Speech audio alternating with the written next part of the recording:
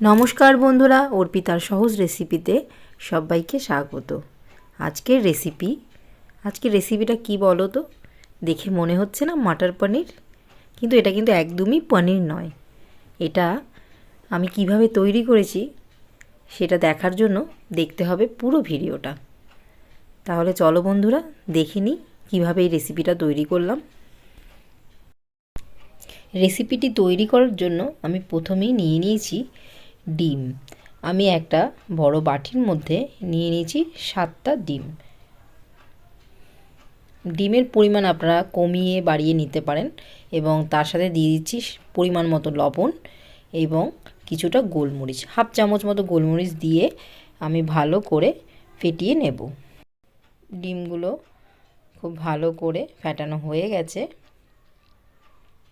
এবারে আমি একটা বাটি নিয়ে নেব।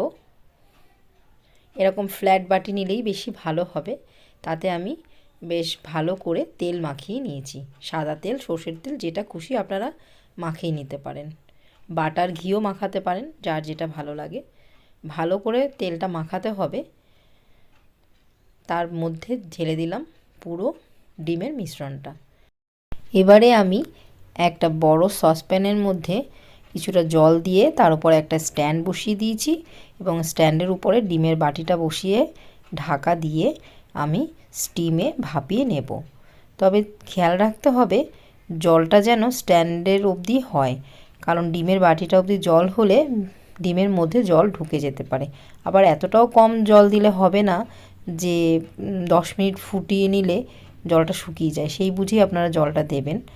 10 মিনিট পরে আমি ঢাকাটা খুলে নিচ্ছি। ডিম ভাপাতে 10-12 মিনিট সময় লাগে। 10 মিনিট পরে আমি ঢাকাটা খুলে নিচ্ছি। দেখুন বন্ধুরা, কি সুন্দর ফুলে উঠেছে। আর দেখে তো মনে হচ্ছে ভাপানো হয়ে গেছে, তবুও আমি একটা কাঁটা চামচের সাহায্যে দেখব যে ডিমটা ভালো করে ভাপানো হয়েছে কিনা। দেখুন বন্ধুরা, আমার চামচের গায়ে কিন্তু কোনো কিছু লেগে নেই, তার মানে ডিমটা খুব ভালো করে ভাপানো হয়ে গেছে। এবারে আমি ডিমটা নামিয়ে ঠান্ডা করে নেব। এবারে আমি একটা মিক্সার গ্রাইন্ডারের জারের মধ্যে নিয়ে নিলাম 10-12টা কাজু বাদাম, একটা গোটা টমেটো, রসুন কোয়া দিয়ে দেব 8টা মতো। তার মধ্যে দিয়ে দেব 1-1.5 ইঞ্চি আদা, পেঁয়াজ দিয়ে দেব 2টো কুচনো, দিয়ে দেব জিরে গুঁড়ো 1 চামচ, ধনে গুঁড়ো 1 চামচ, দিয়ে দেব লঙ্কার গুঁড়ো 1 চামচ। ঝালটা আপনারা আপনাদের প্রয়োজন মতো দেবেন। আর হলুদটা হাফ চামচ দিয়ে সামান্য জল দিয়ে আমি ভালো করে বেটে নেব। এবারে আমি ডিমটা ঠান্ডা হয়ে গেছে, ডিমটাকে আমি কেটে নেব। পনিরের মতো করে আমি ডিমটাকে সুন্দর চৌকো চৌকো পিস করে কেটে নেব। আপনারা আপনাদের ইচ্ছা মতো শেপ দিতে পারেন। দেখুন বন্ধুরা, দেখে মনে হচ্ছে না এগুলো পনিরের মতন দেখতেও লাগে এবং খেতেও ভীষণ ভালো হয়। অবশ্যই এটা বাড়িতে একবার তৈরি করে দেখবেন। আমি এবার একটা ফ্রাইং প্যানের মধ্যে নিয়ে নিলাম সর্ষের তেল। সর্ষের তেলটা একটু গরম হলে আমি ডিমের টুকরোগুলোকে হালকা ভেজে নেব। ডিম খুব ভালো করে ভাজার দরকার নেই, হালকা এপাশ ওপাশ করে একটু ভেজে নিলেই হয়ে যাবে। বেশি ভাজলে আবার এই যে সফটনেসটা হয়তো নষ্ট হয়ে যেতে পারে, হালকা ভাজলেই বেশি ভালো লাগে। এই রেসিপিটা খেতে এত অসাধারণ লাগে, ভীষণ নরম হয়,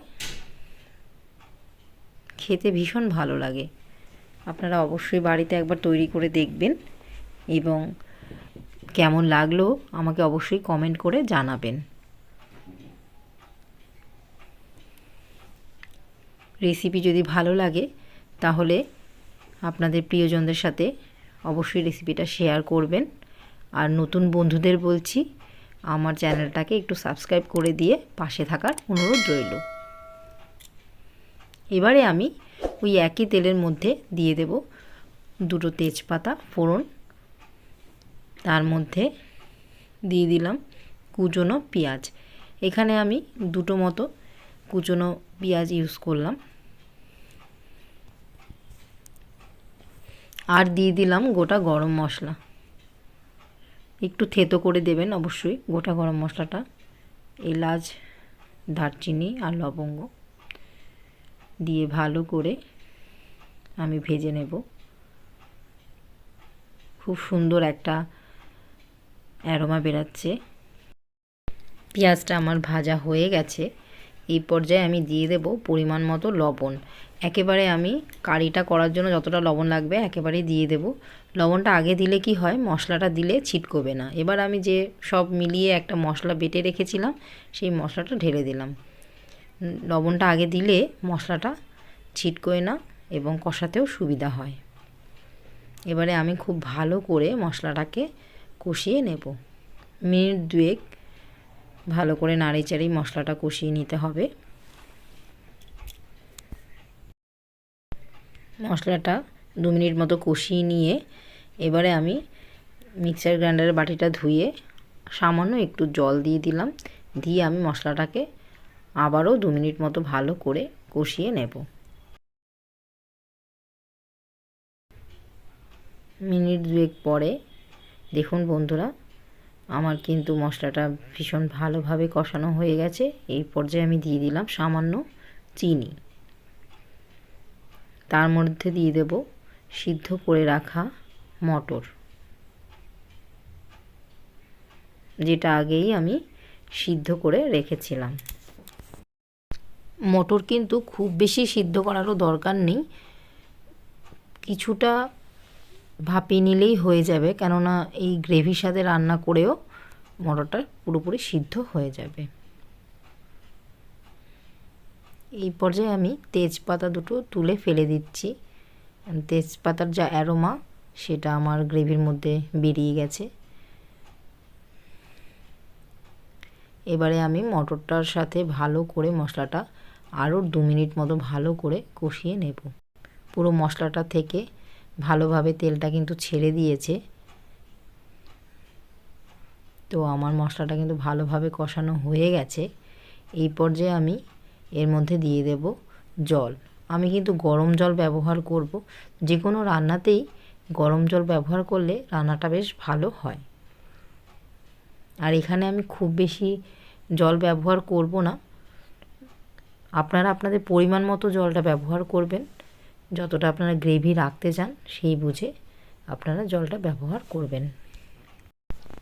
এবারে আমি ভেজে রাখা ডিমের টুকরোগুলো এর মধ্যে দিয়ে দেব। ভালো করে মিশিয়ে নেব। মিশিয়ে নিয়ে আমি ঢাকা দিয়ে রান্না করব 5 মিনিট মতো। 5 মিনিট পরে আমি ঢাকাটা খুলে দিলাম। এবারে তার মধ্যে দিয়ে দেব একে একে গরম মশলার গুঁড়ো হাফ চামচ মতো, আর দিয়ে দেব কসুরি মেথি হাফ চামচ, আর দিয়ে দেব ধনে পাতা কুচনো। এবারে একটু ঘি দিয়ে আমি ঢাকাটা বন্ধ করে দেব। গ্যাসটাও বন্ধ করে দেব। ঢাকা দিয়ে একটু সময় স্ট্যান্ডিং টাইম 5 মিনিট মতো রেখে দিয়ে আবার খুলে নিলেই পুরো রেডি মাটার এগ। এটা পনিরের মতো দেখতে হলেও রেসিপিটা অ্যাকচুয়ালি মাটার এগ মশলা। আশা করি আপনাদের ভালো লাগবে। যদি ভিডিওটা আপনাদের ভালো লাগে তাহলে অবশ্যই কমেন্ট করবেন বন্ধুরা। আজকের রেসিপিটা তাহলে এই পর্যন্তই। ফিরে আসব নতুন রেসিপি নিয়ে। সবাই ভালো থাকবেন। নমস্কার।